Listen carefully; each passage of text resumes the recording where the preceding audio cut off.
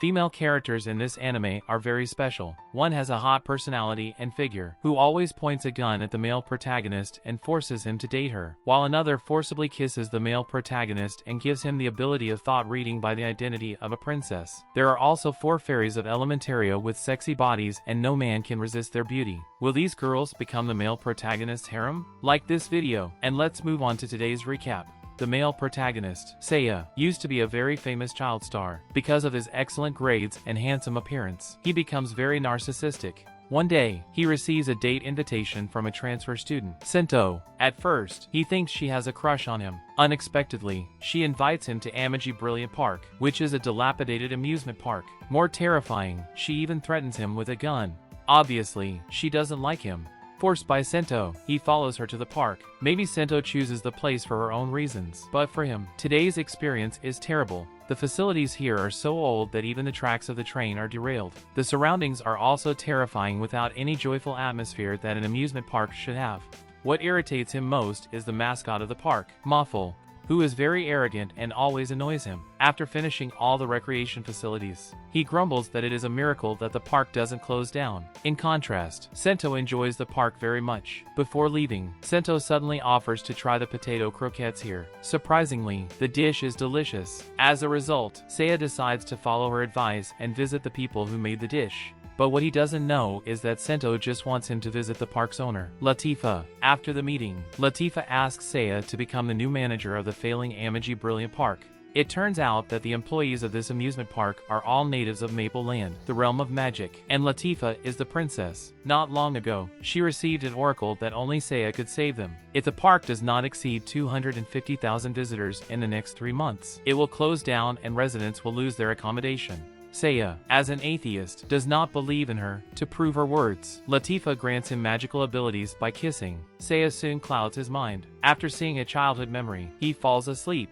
When he recovers consciousness, he has been sent home. Unexpectedly, Sento is taking a bath in his house. Seiya hurriedly turns to his sister for what happened. Strangely, before answering, he reads his sister's thoughts. It turns out that she saw Sento and him coming home together last night and mistakenly thought that he has found a girlfriend and was very happy. Seeing Seiya is confused, Sento tells him that this is magic given to him by Latifah. From then on, he can read people's thoughts, but it can only be used once on the same person. One day, Sento again threatens Seiya to go to the Amagi Brilliant Park together. On the way to the park, Seiya learns that natives of the Maple Land need to collect people's happiness at the park to survive. Sento leads Seiya to the office. Just then, they come across Moffle. Disliking each other, Seiya and Moffle fight as soon as they meet. Finally, Seiya is knocked to the ground by Moffle. Unhappily, Seiya comes to the conference room and talks to the manager from Amagi Development. According to the contract signed by Latifah, the park needs to reach 500,000 visitors in 5 years. There are only 3 months left, while half of the goal is still unfinished. If they can't achieve the goal on time, the management rights of the park will be transferred. Cynically, the manager advises Seiya to liquidate his assets early to avoid bankruptcy. Seiya is irritated by his attitude. After the meeting, he asks Sento the reason they choose him to run the park, who is just a high school student instead of a professional manager. Sento tells him that she once looked for professional managers, but they all quit the job for various reasons.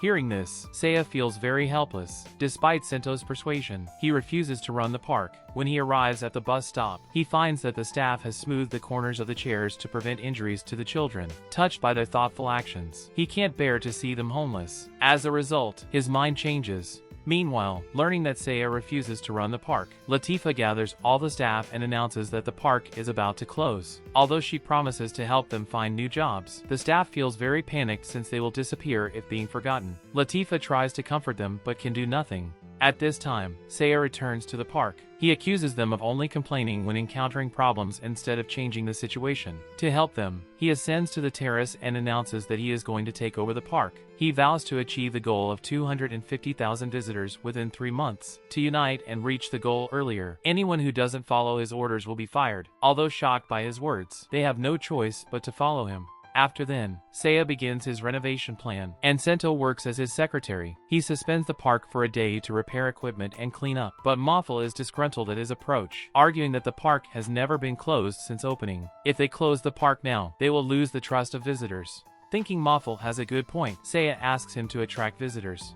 But before opening, he organizes a meeting of every department's director and announces 3 measures. First, extending opening hours from 5 p.m. to 7 p.m. After the night facility is developed, the time will be extended to 9 p.m. Second, canceling weekly holidays. Third, offering free entry with unlimited access to all attractions for 3 months. The finance director immediately argues that free tickets will only make the park close faster. Taking her advice into account, Seiya changes the ticket fee to $4. After the meeting, Moffel comes to the park to attract visitors. Unexpectedly, he encounters a naughty child and is beaten violently. The parents are also very protective of the kid and have a very bad attitude towards Moffel. When the father tries to teach Moffel a lesson, he fights back. Feeling furious, Moffel wants to beat the kid in return. Just then, Seiya along with Sento shows up and stops him. Unexpectedly, Sento suddenly shoots a memory-losing bullet at the family. Terrified by Sento's behavior, Seiya warns Moffel that if he hurts visitors again, he will be fired.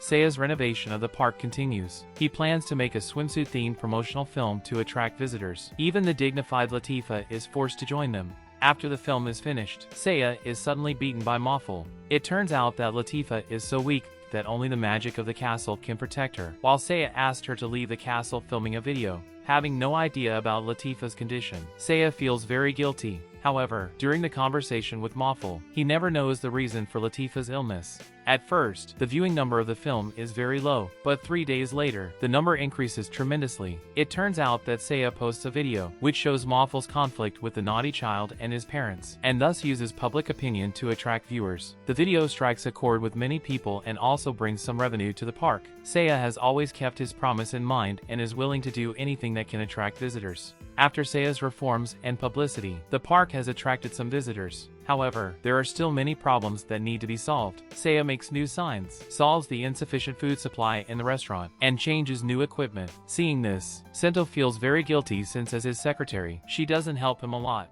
After Seiya has finished most of the work, he is so tired that he puts Sento in charge of the negotiation during the renovation of the park. Knowing her personality well, Seiya repeatedly reminds her not to use force when communicating with others.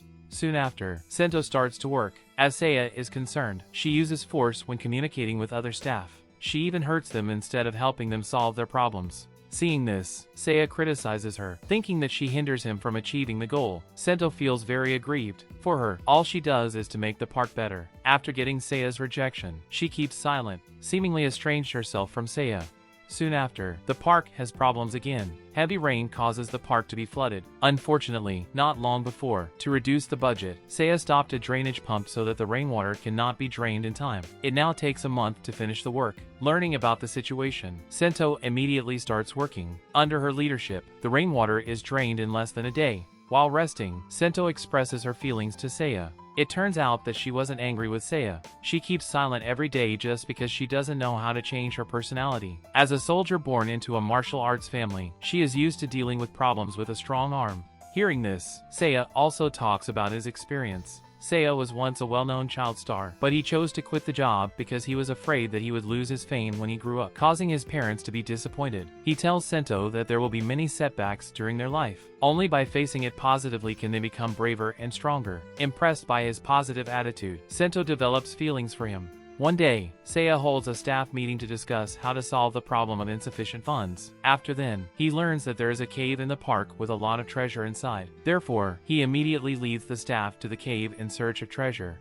Inside the cave, there are a lot of mechanisms. Seeing this, Moffel reminds them to be aware of their surroundings. Just then, he steps on a trap. Noticing that Seiya is about to be hit by a pendulum, Sento rushes to protect him. In the end, Seiya is rescued, while Sento falls into the trap and loses consciousness. Soon, Sento wakes up and meets a staff who has been missing for many years. Torike. She came there 10 years ago. Using the treasures of the cave, she creates a secret base and lives a very happy life. Meanwhile, Seiya is attacked by a monster with a pig's head. With the help of Moffel, they defeat the group of monsters led by a red dragon. When Moffel intends to unleash a powerful skill to attack the red dragon, Seiya stops him. Relied on his ability to read people's thoughts. He knows that none of these monsters have malicious intent. The pig-headed monster is played by a marmot. They just hide in the cave like Torike. Seiya then rehires the staff in the cave and sells the figurines from Torike's collection, solving the park's lack of funds. As the park grows in size, the staff are snowed under with work. Seiya decides to recruit new staff. Learning about Seiya's ideas, Sento has a strange dream, in which Seiya has recruited 3 actresses and lives a very happy life. Sento wakes up with a little lost. After arriving at the park, the staff notice that she seems to be in a bad mood. To find out the reason, they add a heart-sleeve fruit to her food and it soon takes effect. Then they try to ask her some obscene questions. Aware of their intentions, Sento punishes them severely. On the day of the interview, Seiya and Sento meet all kinds of strange applicants, such as a ninja, an astronaut, and even a wizard. However, Seiya doesn't care about their resumes and hires them all. Soon after, a very beautiful girl comes to the conference room. She used to be an actress and starred in animal videos. Because of the abbreviations, Seiya mistakenly thinks she was shooting adult films.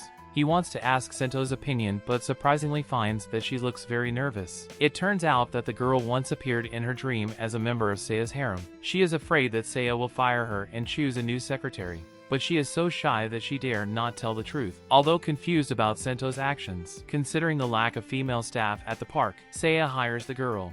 Sento's dream seems to be a prophecy. The second girl who appeared in her dream also comes for the interview. Seeing that the girl comes with an injury, Seiya immediately decides to hire her and asks her to go for treatment. Just then, the girl's brother appears. He seems to be a pervert who likes his sister and strongly opposes his sister's participation in work. Seeing this, Mothel is so angry that he immediately knocks down the pervert.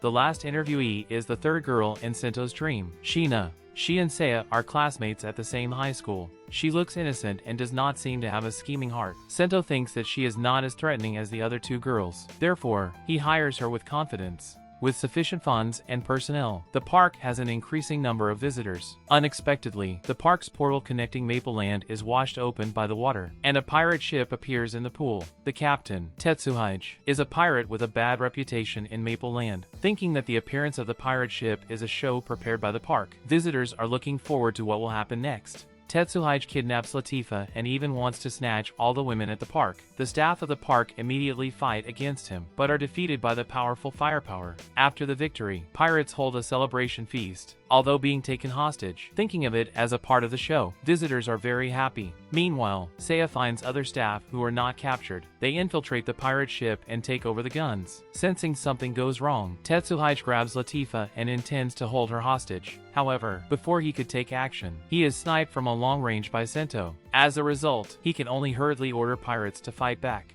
Just then, a staff falls into the water, who will change into a terrifying shark while touching the water. Frightened by the scene, Tetsuhige soon surrenders. After catching them, Seiya learns that they can't afford the damage. Therefore, he decides to employ the pirates so that they can slowly pay off the debt. After then, the park becomes even more popular. As a result, Seiya falls ill from overworking. When Sento comes to visit him, he is worried about asking for school leave. At this moment, Sento starts stroking his body and offers to be his girlfriend. Just when Seiya is feeling very shy, Sento suddenly becomes a staff. It turns out that there is a magical bodysuit in the park, and it can help people change into anyone, and even change their voice. The staff then comforts Seiya not to worry about school leave, and they will take turns wearing the magical suit to attend school in place of him. The first person to replace Seiya is Sento. On the way to school, she meets 3 naughty children who are very interested in women's bodies. If she gets entangled in them, she won't be able to go to school. Luckily, they don't discover Sento's true identity and soon leave. After arriving at the school, Sento discovers a love letter in Seiya's shoe cabinet, and the person who wrote the letter offers to meet in the gym. After a brief inner struggle, Sento decides to confront her rival in love. Unexpectedly, the letter is not addressed to Seiya. The owner, Kane, has misplaced the letter. Feeling relieved, Sento wishes Kane to develop a relationship with her sweetheart soon. Unexpectedly, her words make Kane develop feelings for Sento. The second person who goes to school in disguise is Macaron, who used to be a bad boy. He has no interest in learning and even skips class in front of the teacher. After leaving class, Macaron happens to witness a boy and a girl arguing. Coincidentally, the girl is Kane, who Sento met yesterday. Although not knowing Kane, Macaron tries to persuade them to calm down. Unexpectedly, the boy becomes even more angry after seeing him. It turns out that Kane developed feelings for Sento after their meeting yesterday, which makes the boy very upset. Before Macaron could figure it out, the boy punches him and Macaron's head is crooked. The strange scene directly scares the boy away. When Macaron returns to normal, he comforts Kane, causing Kane to become more and more fond of the people he and Sento disguised. Seiya.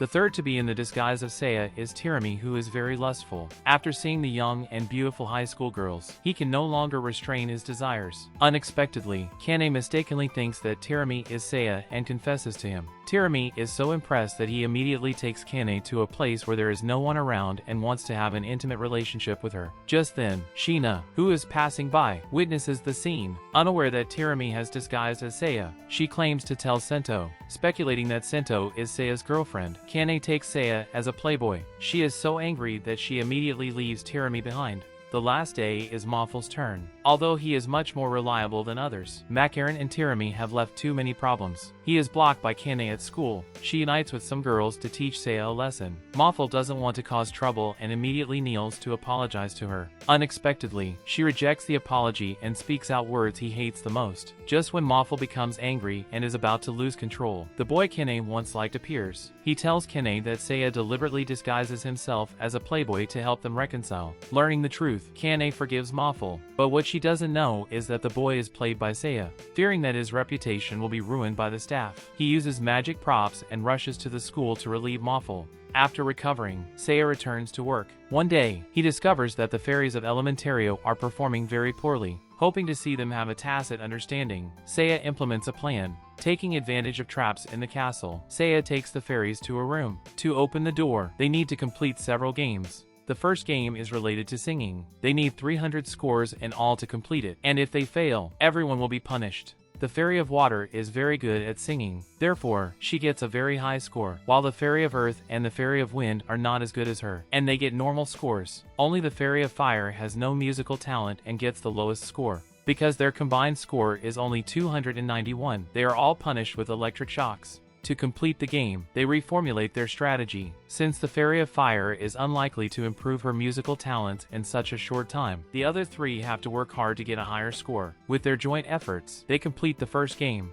The second game is similar to the first, but they need to reach 300 dancing scores this time. However, it is the Fairy of Earth who pulls down the overall score. After the first failure, they complete it using the same strategy as the first game. The third game is to test their typing speed. Luckily, the Fairy of Fire is adept at it, and she leads them to victory by breaking through perfect scores. The final test is demanding. The four fairies are divided into different rooms. They need to vote for one of them, and the most votes would be punished by a drill overhead. If they all vote for themselves, everyone can complete the game safely.